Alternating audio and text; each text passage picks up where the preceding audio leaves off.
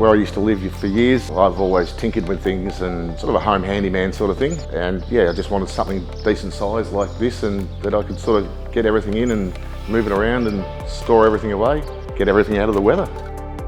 I saw signage around, asked questions from other people and recommendations that Greg from the Shed Company, they did a good job and yeah, which they have.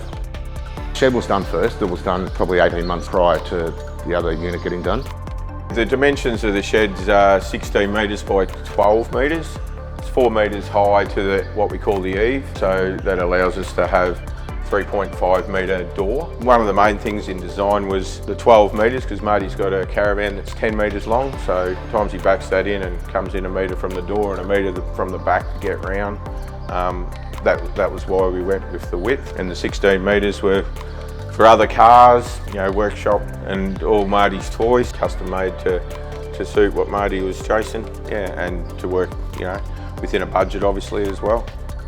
Greg from the Shed Company knew, concreters, etc. to get everything, so helped me out and all that sort of stuff. Height of the doors, width of the doors, extra support for solar on the roof. Obviously we did the shed first, and then I was talking to Marty, said, what about, do you do any granny flats or whatnot? And I said, yes, we've got a range of those. So did the shed process, and then showed Marty some designs with the kit homes we do. Yeah, so he said, this one's probably where I want to be at. We did change a few things on the unit as well, just positions of windows and etc. when we installed it. But yeah, they were very good with their engineering and all of that as well.